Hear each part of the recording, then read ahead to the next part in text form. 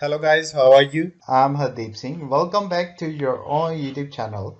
IELTS updates and recent exams. For more updates related to recent IELTS exam writing test topics, listening, reading, practice test, and speaking, you got guesswork. Please, guys, participate in everyday listening and reading practice test to achieve your desired band score in your actual IELTS exam. Please hit the like and subscribe button. Press the bell icon for the upcoming notifications. Don't forget like, subscribe and share my YouTube channel and my Facebook page, IELTS updates and recent exams. Part 1. You will hear part of a tutorial between two students and their tutor. The students are doing a research project to do with computer use. First, you have some time to look at questions 1 to 5.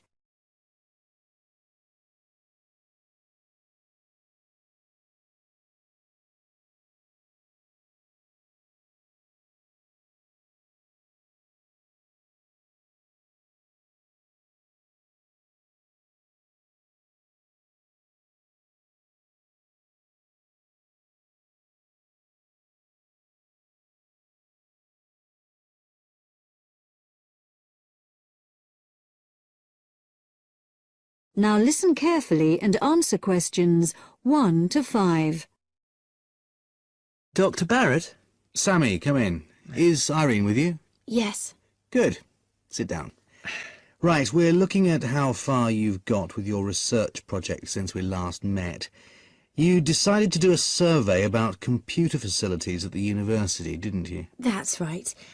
We decided to investigate the university's open access centres and, in particular, the computer facilities. Lots of the students are having trouble getting access to a computer when they need one, so we thought it would be a useful area to research. Good. Fine. It's not a topic anyone has looked at before, as far as I know, so it's a good choice. So, what background reading did you do? Well, we looked in the catalogues in the library, but we couldn't find much that was useful. It's such a specialised subject, hardly anything seems to have been published about it. And as well as that, the technology is all changing so quickly. But the Open Access Centre has an online questionnaire on computer use that it asks all the students to do at the end of their first year, and the supervisor gave us access to that data, so we used it as a starting point for our research. It wasn't exactly what we needed, but it gave us an idea of what we wanted to find out in our survey. Then we designed our own questionnaire. And how did you use it? We approached students individually and went through our questionnaire with them on a one-to-one basis. So you actually asked them the questions? That's right. We made notes of the answers as we went along, and actually we found we got a bit of extra information that way as well, about the underlying attitudes of the people we were interviewing, by observing the body language and things like that. How big was your sample? Well, altogether we interviewed a random sample of 65 students, 55% male and 45% female. And what about the locations and times of the survey? We went to the 5 open access computer centres at the university, and we got about equal amounts of data at each one. It took us 3 weeks. We did it during the week, in the day and in the evenings. Not the weekends? No. So presumably your respondents were mostly full-time students? Yes. Oh, you mean we should have collected some data at the weekends from the part-time students? We didn't think of that. OK, it's just an example of how difficult it is to get a truly random sample. So, how far have you got with the analysis of results? Well, everyone agreed there was a problem, but we're more interested in what they think should be done about it. The most popular suggestion was for some sort of booking system. About 77% of the students thought that would be best, but there were other suggestions. For example, about 65% of people thought it would help if the opening hours were longer, like 24 hours a day. Before you hear the rest of the talk, you have some time to look at questions 6 to 10.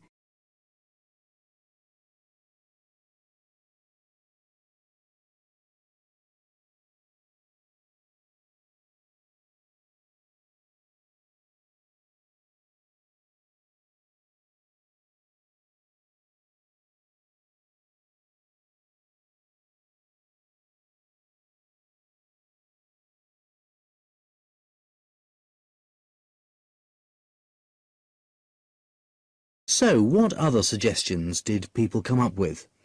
Well, actually, the main reason why people can't get to a computer is because so many students are using them for personal emails or just surfing the web. So one solution would be to have some computer rooms for recreational use and some for people to do serious work in. The trouble is, quite often people do their work, then they want to check their emails. And it would be a nuisance if you had to get up and go to another room and log on again just for that. Another problem is that during the day, tutors book whole blocks of computers for complete sessions, so several people said there should be restrictions on block bookings. But the trouble is, the classes need the computers. There's nothing else they can use. Some people said the whole problem would be solved if the university would just buy more computers, but other people said it might make things better for a bit, but it wouldn't really solve the problem permanently. You can't just solve the problem by throwing money at it. And with the suggestion that the computer room should stay open round the clock, some people did point out that there'd have to be someone around all the time to make sure the equipment didn't get stolen, especially at night. So a booking system seems to be the best suggestion. Yes. Apparently some universities have a sort of queuing system. It means the staff at the open access centres have to organise it, but people say it works quite well. You go along, and if there isn't a computer free just then, you're given a numbered ticket, and then when your number is called out, you have the next available computer. Or it can be done electronically as well, but that's more complicated, and it isn't really necessary. Good. So, now let's discuss... That is the end of part 1. You now have half a minute to check your answers.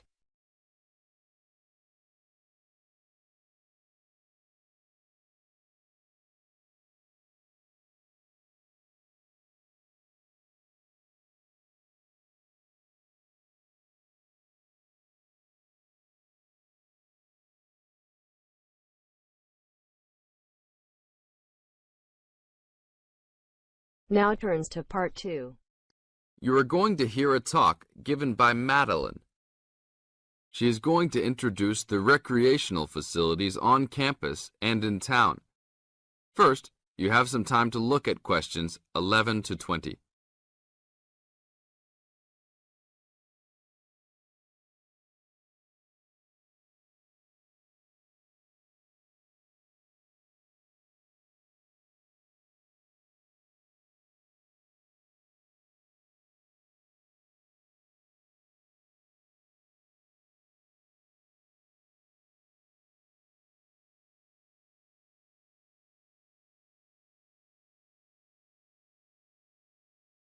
As you listen to the talk, answer questions 11 to 20. Well, good morning, everybody. My name's Madeline Stewart, and I'm here to tell you about the recreational facilities available on campus, and also to tell you something about what the town has to offer.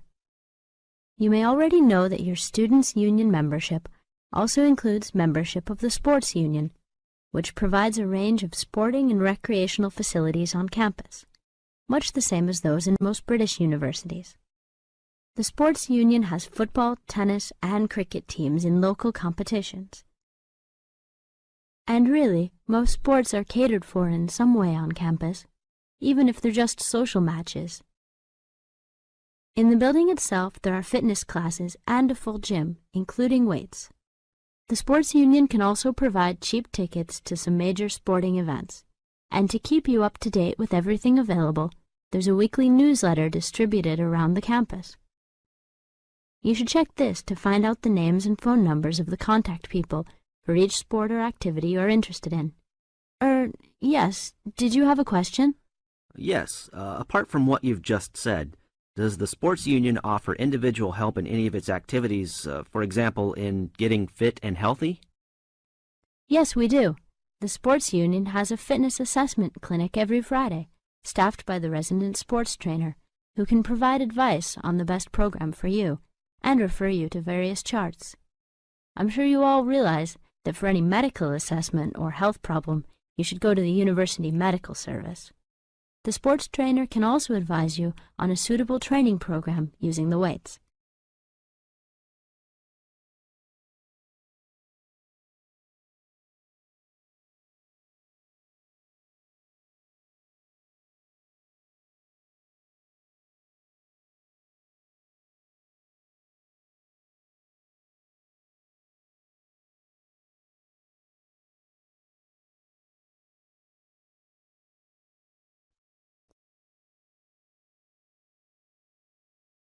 And now on to Ashbury. For a town of its size, Ashbury has some unusually good leisure and sporting facilities, most of which are near the center of town and easily reached by bus from this campus. There's a new, well, almost new, Olympic-sized swimming pool. That's not quite in the central town area, but it's only a 5-minute walk from the bus stop. Above the pool, there's a high-tech fitness center that any of you more serious fitness lovers would need to check out. Then, in the center of town, there's a sporting complex called the Anderson Center, which contains squash courts and facilities for a number of other indoor sports, such as basketball. And just around the corner from the Anderson Center, in the main street there, is an indoor bowling alley. All of these facilities are listed in the weekly newsletter, so I encourage you all to look through it and... That is the end of part 2. You now have half a minute to check your answers.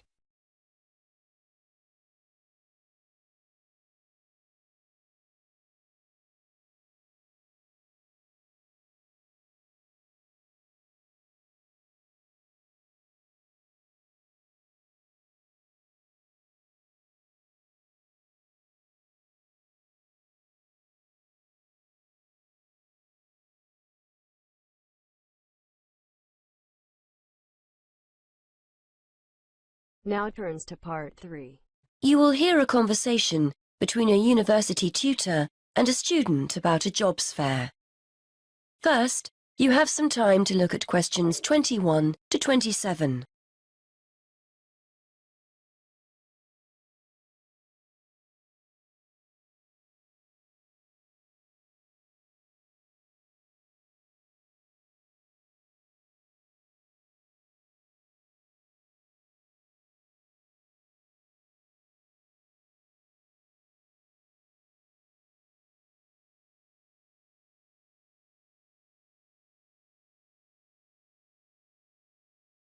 OK, Fergus, so we've looked at your assignment, which was OK.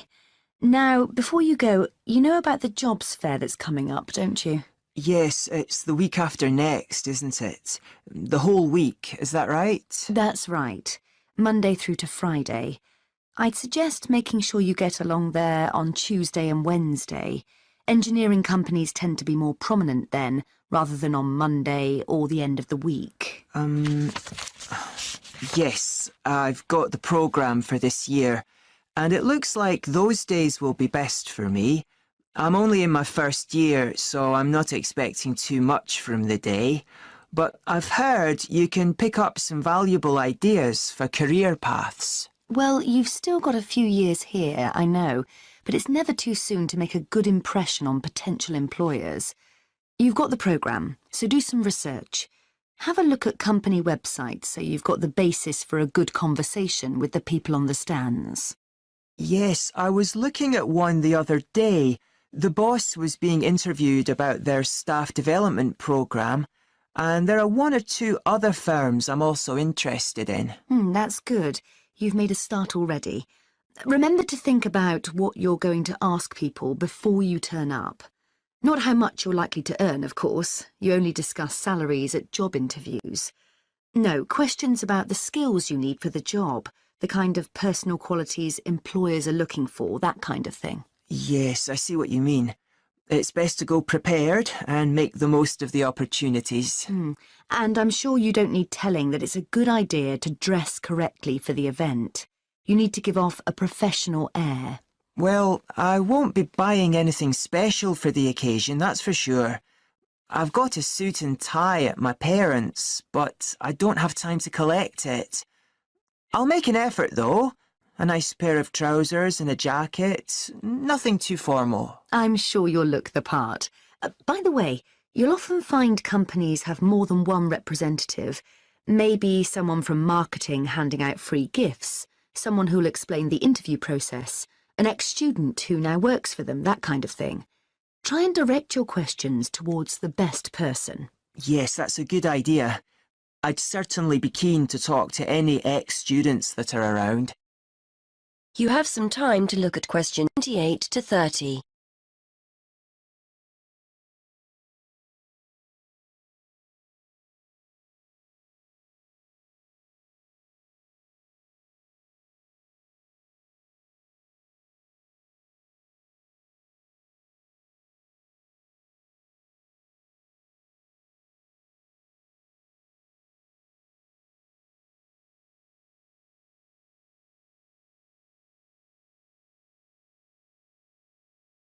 I'm sure you'll find the whole thing really useful.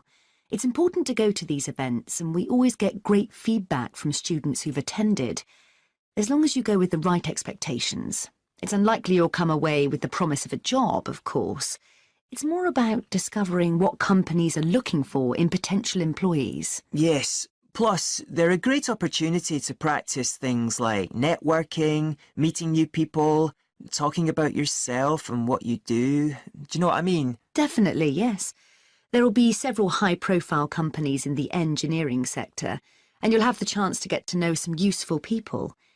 If they give you their card or contact information, make sure you keep it safe. It's a sign they like you and want to keep in touch.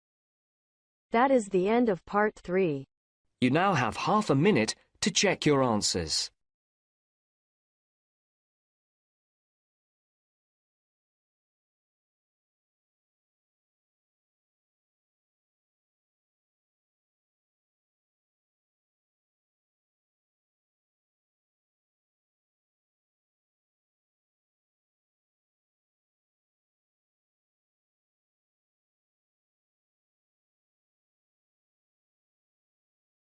Now turns to part 4. You are going to hear a lecturer giving a talk on archaeology. First, you have some time to look at questions 31 to 33.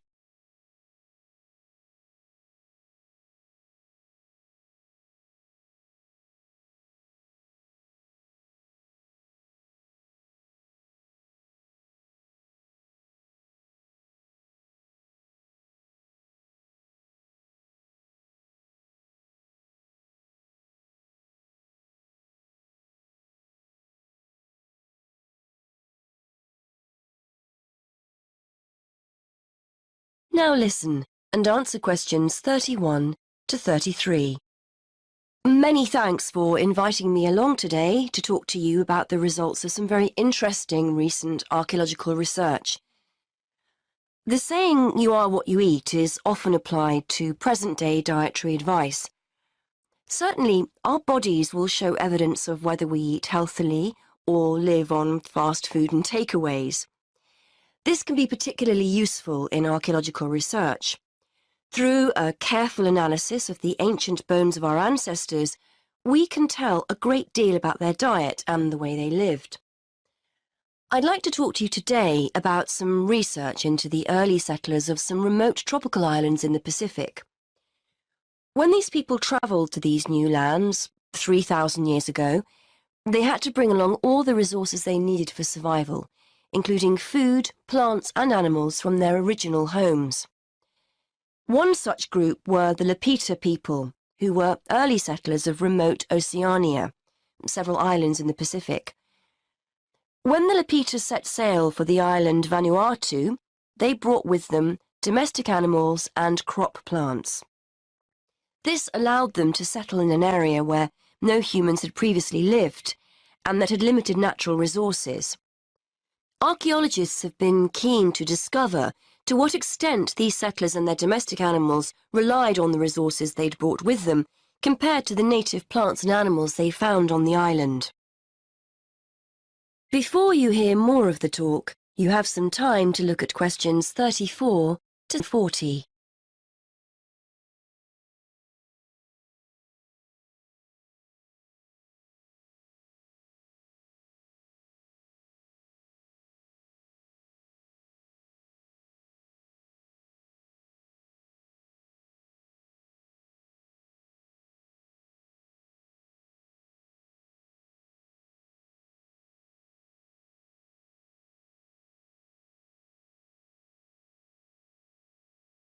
order to try and understand the diet and lives of the Lapita people, archaeologists analysed the chemical composition of the bones of 50 adults excavated from the Lapita cemetery on Efate Island, Vanuatu. Depending on what we eat, we consume varying amounts of carbon, nitrogen and sulfur. As these chemical elements are ultimately deposited in our bones, the amounts or ratios of each one can provide a sort of dietary signature.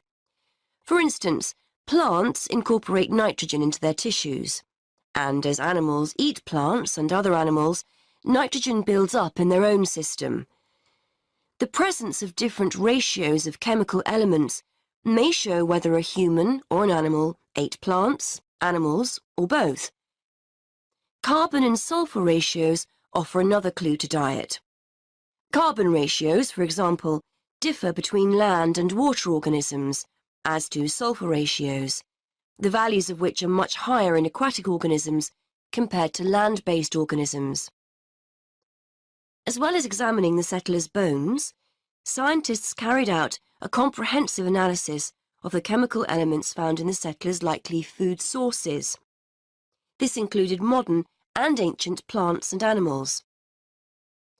They found that early Lapita inhabitants of Vanuatu may have searched for food rather than relying entirely on food they'd grown themselves during the early stages of colonization.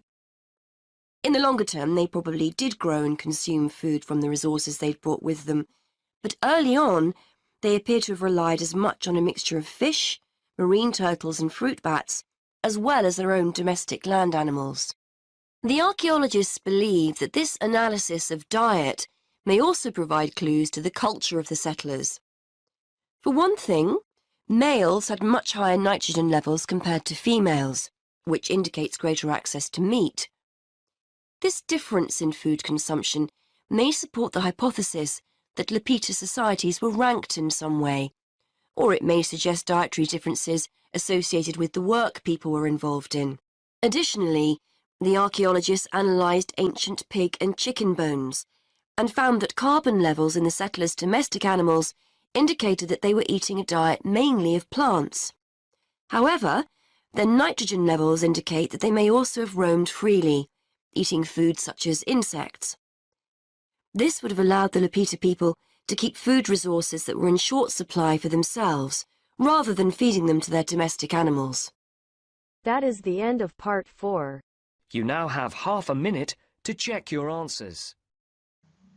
So guys, don't forget like, subscribe and share my YouTube channel and my Facebook page, IELTS updates and recent exams. For more updates related to recent IELTS exam writing test topics, listening, reading, practice test and speaking, you got guesswork. Please guys, participate in everyday new IELTS listening and reading practice tests to achieve your desired band score in your actual IELTS exam. For more IELTS material, visit my official website www.ieltsupdatesandrecentexams.com.